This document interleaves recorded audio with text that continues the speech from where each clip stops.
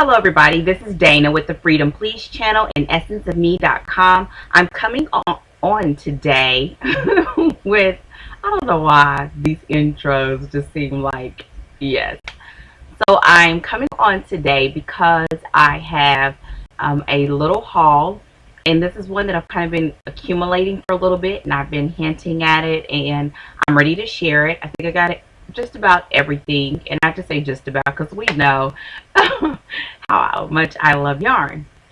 So, which actually gets to the heart of this topic. So for the Yarncrafters chat today, I have a haul that I want to show you with, and I primarily have, everything is from Knit Picks, which is quickly becoming one of the favorite places for me to shop for yarn.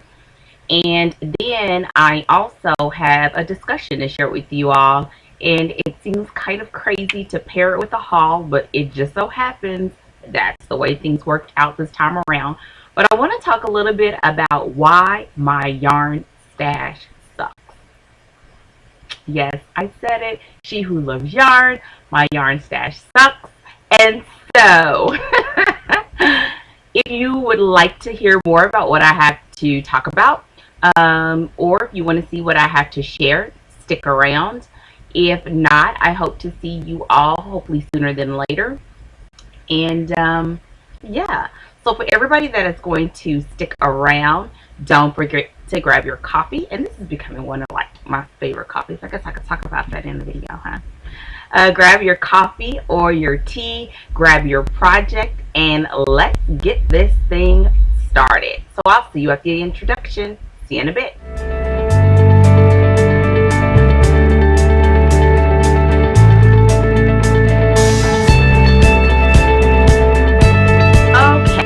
Again, this is Dana with the Freedom Please channel and essenceofme.com.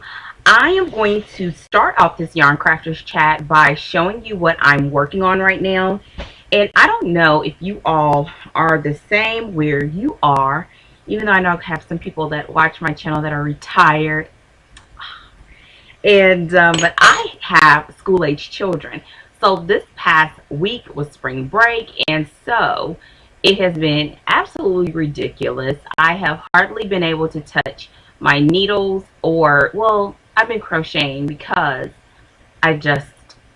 usually when the kids don't have school, I think I'm going to get all these projects done, and then in the process of prepping for those projects getting done, I see little skeins of yarn here and there and things that need to be put back in place because I'm always in a hurry. And so that is what brought on the scrap yarn piece that I'm about to show you. If you've been reading my blog, I'm losing my yarn.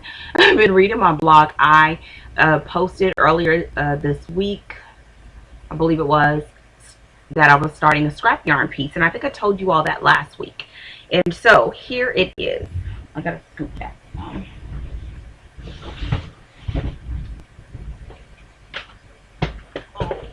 Here we go. Sorry. And I can't recall if I showed it to you all before. I believe I did.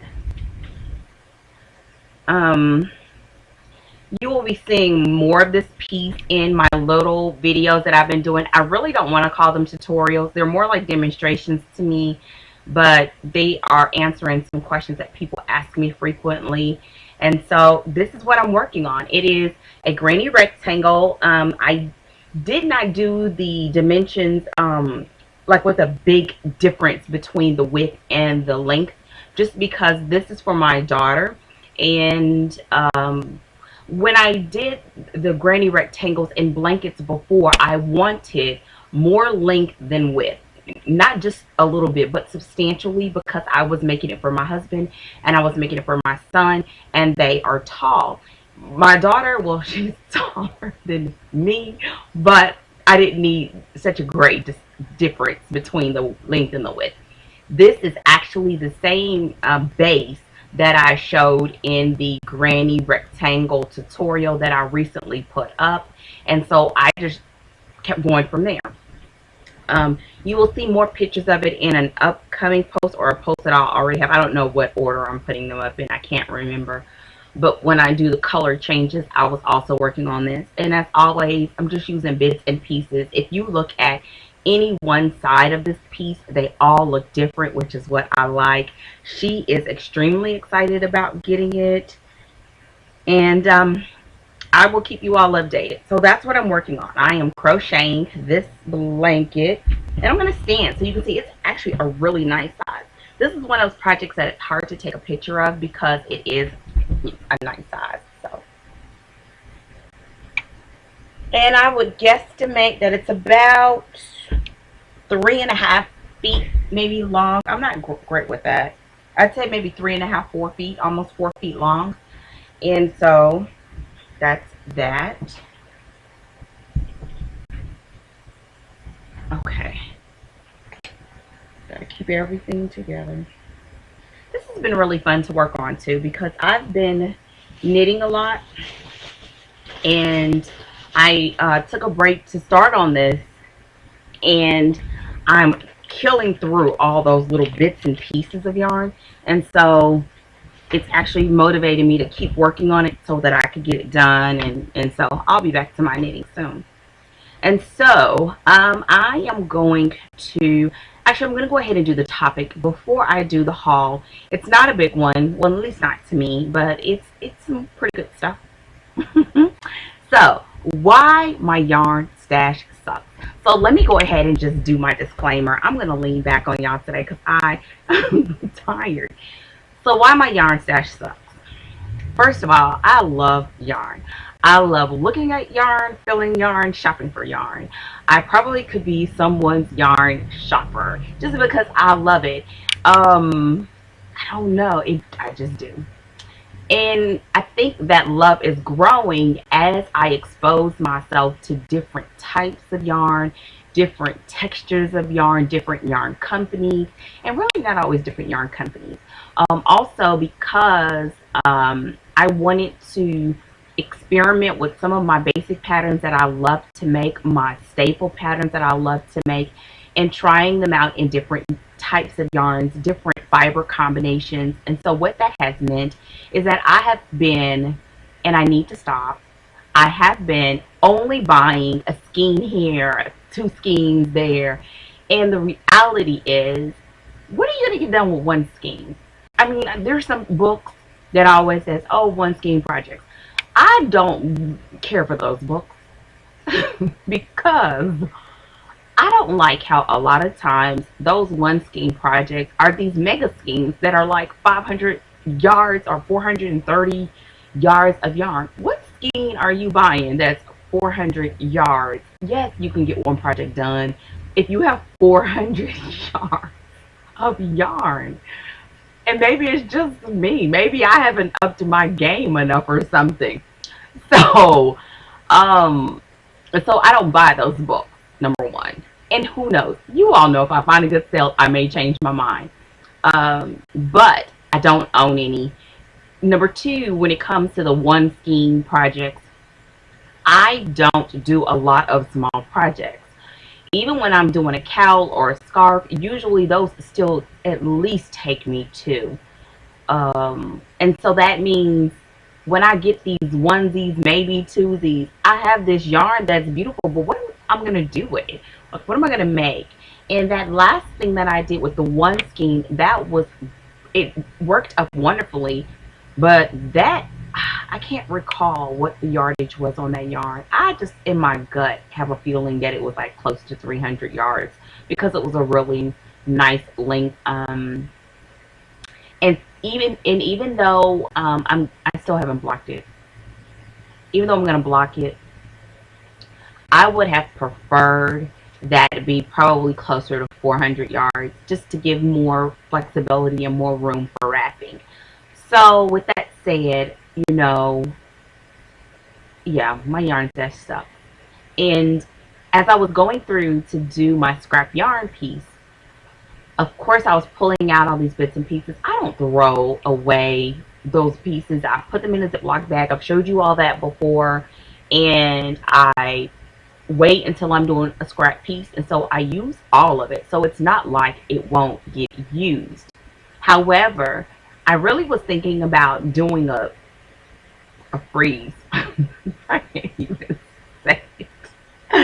a freeze on buying yarn, and then I realized that I can't because I don't have two things that go together. Like if you ever saw that movie Friday where he was complaining that they had Kool-Aid and no sugar or peanut butter and no jelly, I don't have two things that go together. The other thing is that even though I have that's crazy. Even though I have several, like I may have several like one schemes here and there that could be put together to coordinate them. I don't want to mix fibers because I'm not really good at that yet. Meaning, yes, it would feel good and it would make a nice piece, but I don't want something that if you get ready to wash it and it's useless. And so that's another thing. So what are my remedies for a yarn stash that sucks? And also, how can you fix your yarn stash if your yarn stash sucks? So number one, I would say the first thing that I intend to do is be more aware when I purchase yarn and have something in mind when I buy it. The great thing when I did some of my purchases through Knit Picks and things like that, I knew what I was going to use them for, and so those purchases which have been more recent are a lot better than my prior purchases. And so that's why I've been a little slower at getting things done because I've been working up a lot of that stuff and either doing them for charity pieces, doing them for to give away to people, all that type of stuff, so that I can move through it and get it done. And look, a big skein of red heart behind me that I'm using on this thing next. So that's what I'm going to do first, is work through what I have and try to pair things that I can pair to get rid of them. Not in a bad way, but just to move them. Another thing is I want to be more aware when I purchase my yarn, as far as having an idea of what I want to buy it for. And if I'm just doing one of those in post, it feels good, the color is beautiful purchases, I really think I need to purchase at least 400 yards of yarn. So if it feels good and it's the right color and I can't get at least two skeins, or I can't get at least 400 to 500 yards of it, then it is just going to have to look good on the shelf, because I can't have a whole bunch of yarn that you can't mix. Or I get it like when I'm out and about in different places, and maybe I can't go back to that same place and purchase that same one again. And so and you don't want to, if you're making something that's specific and it's a solid, you don't want to have to go back and order again, and it may not be the same dye lot, and run into those types of obstacles either. So I want to be more aware. Sorry, what else? Number 3, I bought something hopefully to help me. So let me grab it.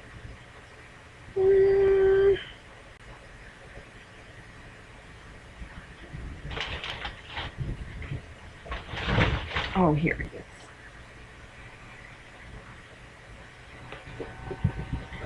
And actually, that's going to pull me into the haul a little bit.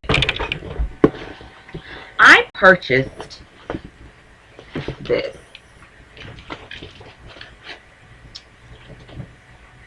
The Knitter's Handy Guide to Yarn Requirements. This was a part of my haul, and so I'm going to just get into the haul. This is a part of the haul, and I bought it because of this whole subject that my yarn stash sucked. I realized it, but my thing was I really didn't have a good guesstimation of how many yards it took to make a certain thing. Like, I know in my head, if I use a particular yarn company's this size skein, how many skeins it would take for me to make it, but I really didn't pay a lot of attention to yardage. So let me say that in an example. If, for example, I was making like my long rectangular rectangle prayer shawl, I knew that I needed a 1 pound of Caron and a 1 pound of a variegated, which could be, a 1 pound of a solid, and I usually use Caron to do it. And I needed 1 skein of a variegated to add some color dimension, but I never used all of the variegated, so that was usually a smaller skein. So I knew that in my head, but I never knew yardage. So if I go and I change, use a different company yarn, I don't know how many skeins of yarn to get. So with that said, this I bought at Knit Picks. And what it does is it has the yarn yardage requirements for basic mittens, gloves, scarves, socks, hats, tames, vests, and sweaters at multiple sizes and multiple gauges. And it's a chart. Will this be perfect for me? No. But would it give me an idea? Yes. And that's all I need. I need an idea so that if I'm looking at something, I know to round up, to help me out. And so this is one of the things that I purchased. I also did one just for, and this is kind of a conversion guide, which is Sock It To Me. And this is also a chart. What's coming up next for me is socks, and I didn't understand sizes and which one I was supposed to be looking at, and so I got this too. It was recommended with that, and so I went ahead and got this as well, which is this chart, which is Sock It To Me. It says shoe size to sock length conversion guide, and so I got this from Knit Picks as well. With my purchase along the sock line, I purchased 2 big circular needles in size 1 and size 2.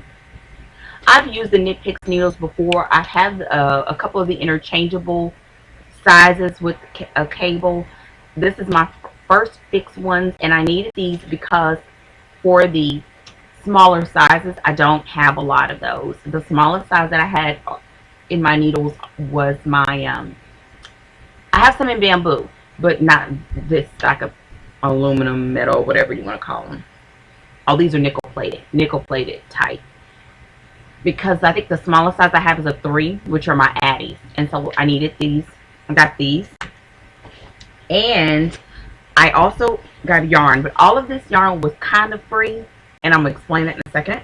And so I have this, which is absolutely beautiful. Look at that.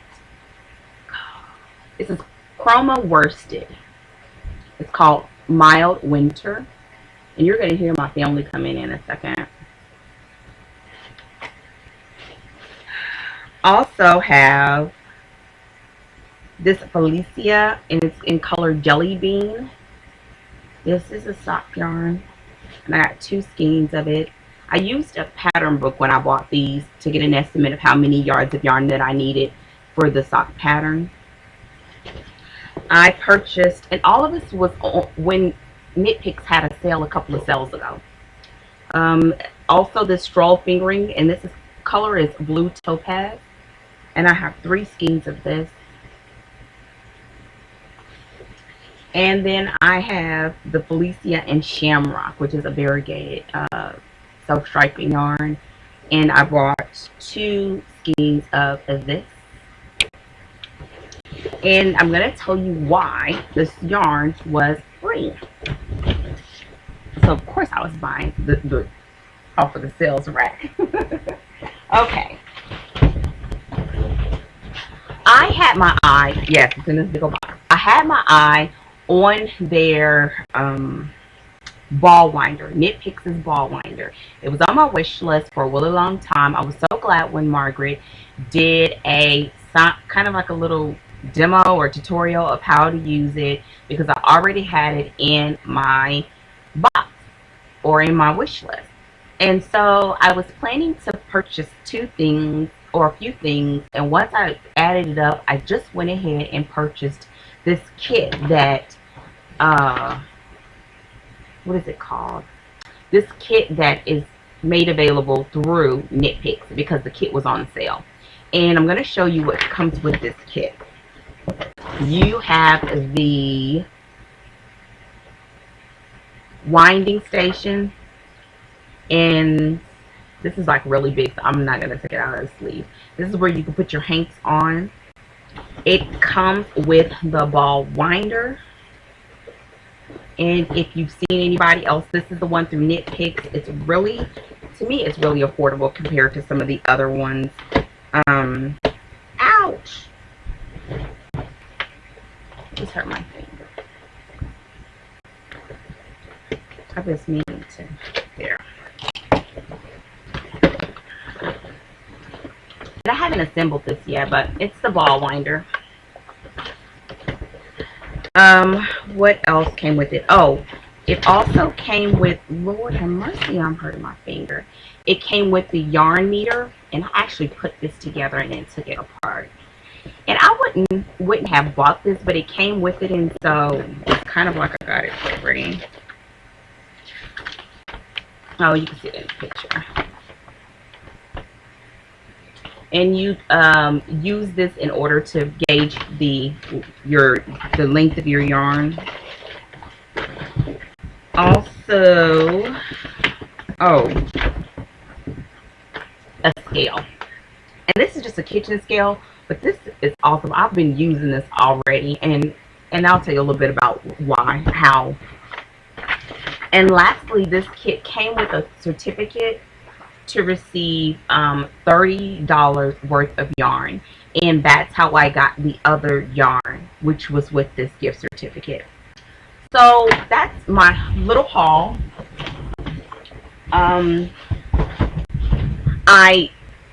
Of those things, I have not used them yet because I was waiting to do this video before I set it all up in my my work area. But one of the best things about it, number one, is probably going to be the winder, the ball winder, which I can't wait to use because I still hand wind my yarn. But the other thing is that scale. And if you have a digital scale, you can use any digital scale, but I wanted that one in. When I got ready to buy the kit, I looked everywhere, including Walmart, and since it was on sale, it was actually cheaper than even going to get it on the ground. So I just bought it all in the kit, which is why I bought the kit. And the kit was on sale too. So it was a win-win. I love using the scale because if you ever do a lot of knitting on the go or crocheting on the go, usually that means you don't know how much yarn you need, how much yarn you're going to use, when do you need to stop so that you won't run out of yarn in the middle of your project.